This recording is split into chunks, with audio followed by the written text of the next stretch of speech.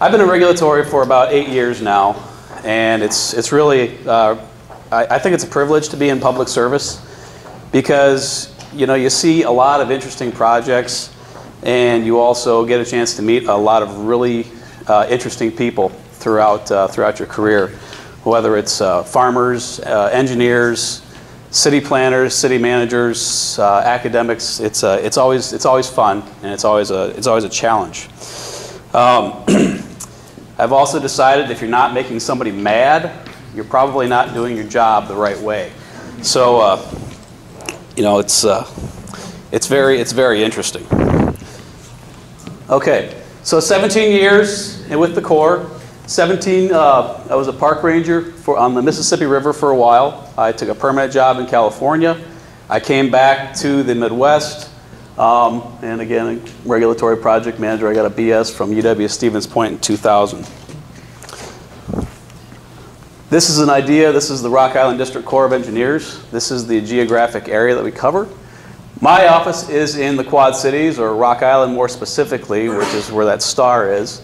I cover pretty much all of the entire state of Iowa. There's about 7 people in my office, and there's 7 of us who cover Iowa, and there's about 4 or 5 who cover Illinois, and then we have our complement of administrative staff. So I like working in Iowa, basically. Let's see. There we go. So today I'm going to talk a little bit about what Nationwide Permit 27 covers. I'm also going to talk about what it doesn't cover. I'm going to talk a little bit about what we need to see whenever you want to do a project with Nationwide Permit 27, and whether monitoring should be required or not required. And for those of you who might not know what Nationwide Permit 27 is, Nationwide Permit 27 is a very common permit that the Corps uses to permit stream restoration or wetland restoration. And hopefully I'll have plenty of time for some Q&A afterwards. So again, 27 covers restoration, enhancement, establishment of tidal and non-tidal wetlands and riparian areas. It also covers stream restoration and enhancement. But the thing is if you use Nationwide Permit 27, you have to tell us what you want to improve. Something has got to get better whenever you use that permit. I did a brief data poll on our database that we use for all of our permits.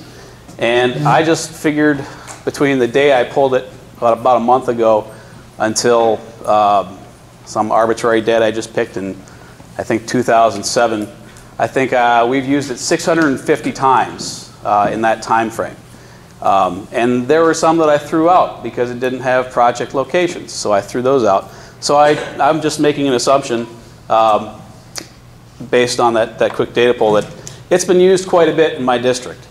And I like to talk to people about whether that permit was applied correctly or incorrectly, and I'll kind of get into that a little bit.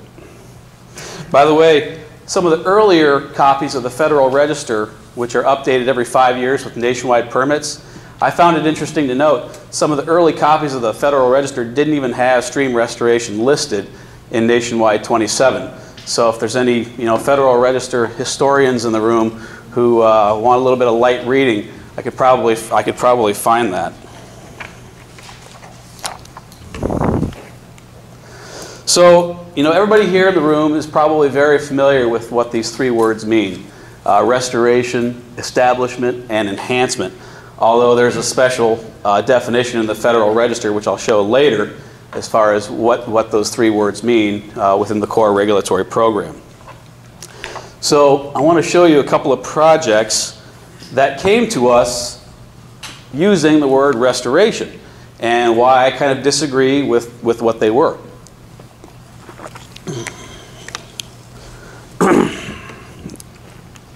Okay, so here's an example of a project that came to my office. This was my project. This was when I was a really green regulator. I was very new, and this project came to me as a stream restoration. That's what the city engineer was telling it. If you can read the part up on top, it said the project involved urban channel maintenance of Little Beaver Creek and tributary.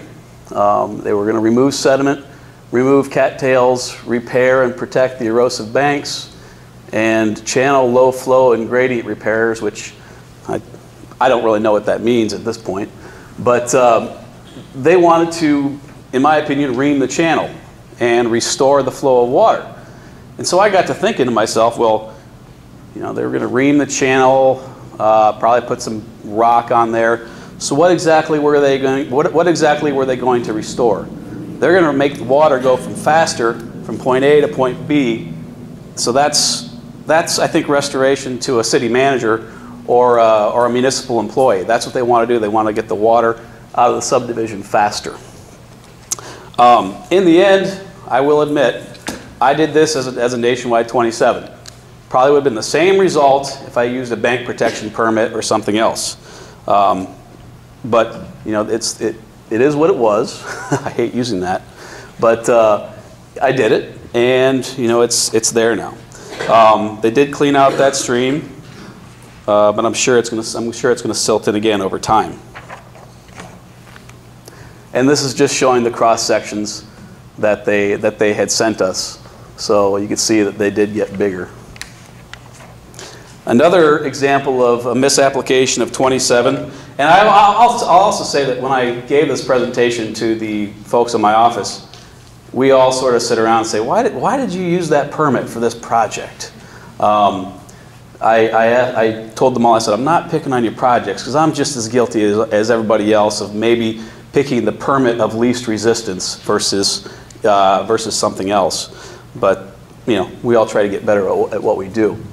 So this was a bank stabilization project in the city of Bettendorf, where I live. And if you can read the description, it pretty much just talks about bank stabilization and nothing else. And the project manager who did this used a nationwide permit 27. And when you read the definition of 27, it really specifies what sort of aquatic function are you restoring. So a lot of it goes back to the overall project purpose, which I'll talk about here in a few moments. So the goal of this project wasn't necessarily to improve the stream habitat. The goal of this project was to protect that bike path, which, if any of you are familiar with the Quad Cities, Duck Creek is basically the main creek that drains all of Davenport and Bettendorf. So what does Nationwide Permit 27 authorize? Nationwide Permit 27 authorizes grade stabilization, such as riffle pool structures. It authorizes in-stream habitat work, such as boulder clusters. It can authorize the placement of large woody debris. It can authorize the remeandering of historically straightened channels. In saying that, also, it can also authorize the filling of that historically channeled stream, so you can remeander it. It also authorizes structures to restore hydrology, for instance, filling old ditches.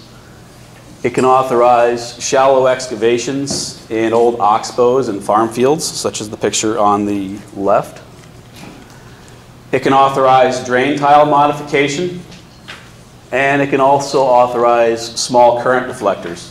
Now, there's a little bit of a debate in my office whether should we use bendway, can we permit large bendway weirs on big rivers under Nationwide 27? And I'm not going to go into that in this talk. However, we've used Nationwide 27 for single stone bendway weirs on some smaller streams in the past. But you know, a big proposal for something, for instance, on the Raccoon or the Des Moines River, we probably would require an individual permit for that. It also authorizes the removal of structures and small dams and streams. And we can also use it for things such as J-hooks, weirs, veins, barbs. We use it for mine reclamation through the Iowa Department of Ag and Land Stewardship. But again, every project that we do Nationwide Permit 27 under needs to improve some kind of aquatic habitat. So again, projects must result in a net increase in aquatic functions and values. And functions and values differ from habitats. You have to tell us what you want to improve. And we don't really have a methodology. You know, as a lot of folks have been talking about methods to, you know, tell us if you've actually restored something. I can tell you, if you tell us you're going to create 5 acres of wetland and you create 5 acres of wetland, then we know that's a restoration. We know there's more wetland that was there. But it's really hard with streams. And a lot of us, especially in my office, struggle with, you know, do we know if the streams that folks have said they're going to restore, are they getting better? So what Nationwide Permit 27 doesn't authorize, and it should be a no-brainer here, it does not authorize the channelization of streams. It also does not authorize bank paving or bank armoring for long sections of rivers. It doesn't authorize the conversion of habitats, such as the creation of ponds, and it also does not authorize impoundments. Now, when I say conversion of habitat, I'll back up a little bit. It specifies right in the language of Nationwide 27 that you can't convert a stream to a lake or a lake to a stream. We have had people who've asked about creating duck ponds and things with shallow inundation, and in some cases we have allowed that. So now getting on to, you know, how would one get this permit? I've really struggled reading a lot of applications of late, because a lot of times when people send in an application with what they want to do, they have a hard time telling us what is the real project purpose. What are you really trying to accomplish? Oftentimes the blank on the very bottom, see I think it's block number 8, it's the purpose and need of the project. And a good example of a bad purpose and need is a stream channelization for 1,600 feet where the actual purpose is to access a subdivision. So I'm working with applicants constantly on refining what is it that you really need. So when it comes to a stream restoration project, we want to know, are you doing stabilization to protect structures, or are you actually trying to restore some sort of aquatic function? So here's an example right here that I pulled out of our files. This particular project was for stream bed stabilization out in western Iowa in Shelby County. It ended up being permitted as a Nationwide 27, and the project purpose was to stabilize the stream and protect the bridge. Now, I'm not an expert here, and there's really no wrong answer. However, one of the things they wanted to do pre-project was arrest a head cut that was marching its way towards the bridge. There's also a small amount of riprap right underneath the bridge at Linden Road there. So I had to ask the question, you know, does this meet the definition of restoration in the Federal Register? You know, are you trying to restore or bring something back to its historic condition? So kind of stretching the limits, I think, of Nationwide 27 in this case. So here's the actual definition from the Federal Register. It's the manipulation of the physical, chemical, or biological characteristics of a site with the goal of returning natural historic functions to a former or degraded historic resource. And it comes in 2 flavors of reestablishment and rehabilitation. And I believe the definitions are the same for those two other categories. So you go back to that previous slide, you look at what was that creek 50 or 60 years ago? Was it just a small rivulet flowing through a farm field? Because right now it's a pretty major waterway that was in need of repairs. So again, part of what we do in regulatory, you know, regulatory is an art form. It's part art, part philosophy, and I think it's, you know, a lot of science too. So we have to, with all of our applications we get in, it's always very interesting. And so back to that other project I was just looking at, you know, you have to ask the question, what was improved? Well, you put in a riffle structure, you can aerate the water a little bit. We curbed a little bit of soil loss.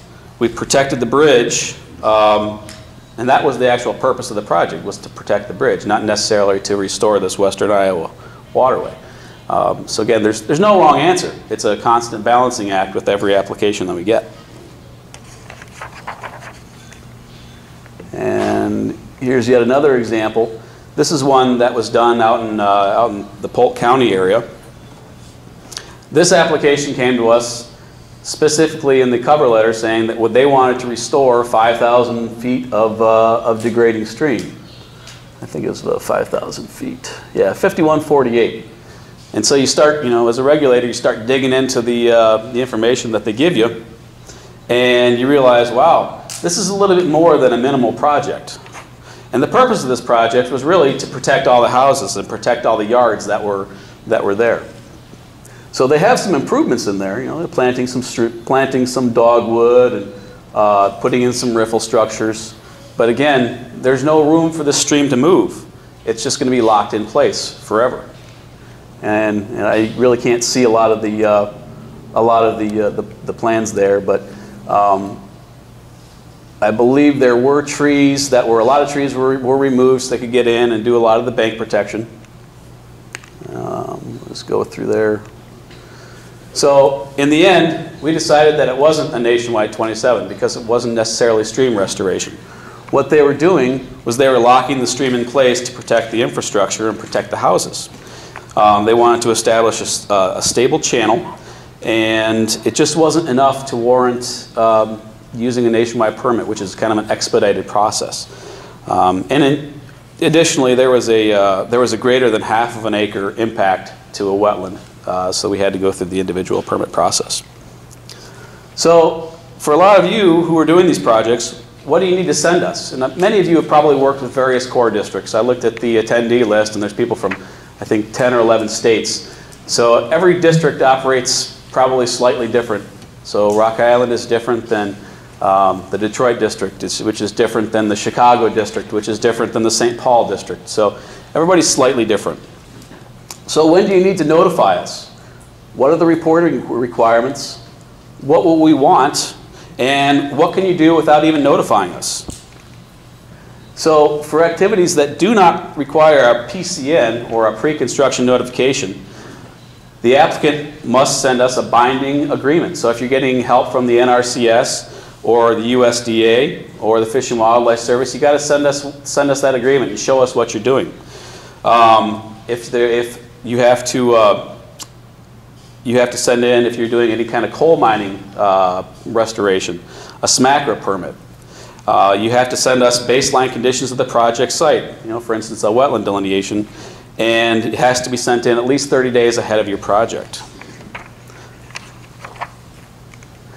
Pre-construction notification, if you haven't heard of this before, is required except for projects on non-federal public lands and private lands in accordance with that binding agreement.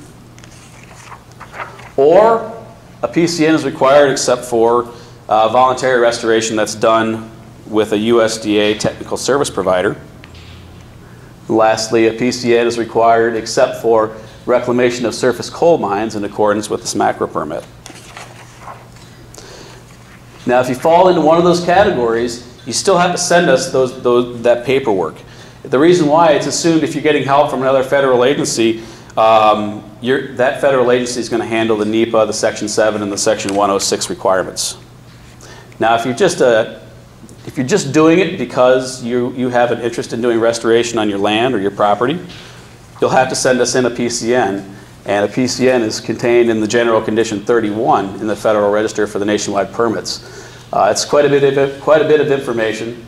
The purpose, the direct and indirect adverse environmental effects, loss of waters of the U.S., sketches, maps, drawings, delineation, a mitigation plan, maybe, T&E discussion, and historic property discussion. There's quite a bit that goes into that. And this is the one part that I struggle with here. Follow-up is always difficult for a nationwide 27. When we issue something under a nationwide 27, it's assumed that that site's going to get better. But we often don't know what's going to get better. So that's where the core and regulatory, we need to get better, especially in figuring out if we're going to give you a permit to restore something, we got to work on a better assessment method to figure out if it is getting better. And I'll kind of leave you with this before my last slide. I always tell people, please don't send me applications that look like this. This was an actual farmer from somewhere in northern Iowa. And it was just a one-page picture like this along with the cover sheet from the joint application. We like good, complete applications. We don't like to go finding things. It took me about half an hour just to find this site in our database just to help this guy out. No maps, no photos, no info on habitat. This guy had to wait about 6 months for this. So in conclusion, get me involved early. There's 7 of us who work in Iowa. Many of you have probably dealt with pre-application consultations. They're a good way to get us out of the office and get the project started. We want to make it easy. We want to make this process go smoothly, but there is a process that we have to use.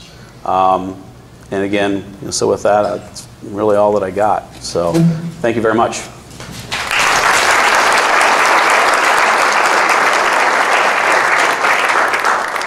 Are there any questions for Al?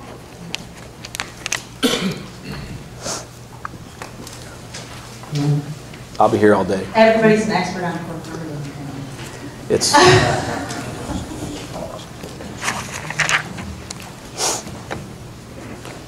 I don't know if you were here for yesterday's presentations, but on some of the presentations around 2-stage drainage ditches, 3-stage drainage ditches, I was curious what the relationship was to the general permitting process.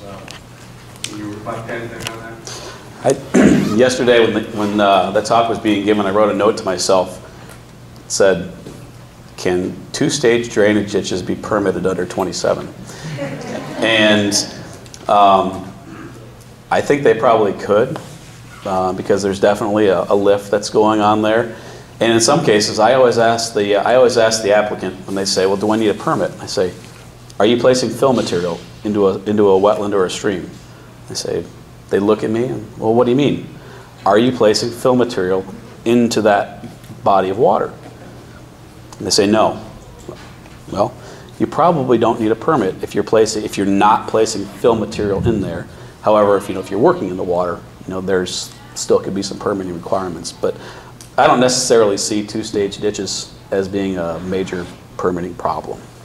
So, but we haven't had any. Nobody's applied for them. I tried to get one guy to do it, but he didn't know what to do with all the dirt. So he said, I don't want to deal with a couple 100,000 cubic yards of material. So he didn't do it. So maybe somebody will. Thank you, Al. Oh. Oh, wait, one more. One more. Al, would you talk about the differences between wood fill and other fills for NWP 27? That's a really good question. I believe, in terms of what I was saying here, and I've never been asked that question before, but if somebody applied to use like large woody debris for bank stabilization or stream restoration, I would have no issue with using that. Now, if somebody told me I want to chip up a bunch of trees and just fill an area, saying they're going to break down because it's actually happened. One of the railroads that crosses the Mississippi River wanted to clear their right-of-way and chip up all the trees and just place them in large piles in the floodplain. That wasn't allowed. But using placing tree revetments, it's not an issue. It's an easy permittable project. Thank you very much. Mm-hmm.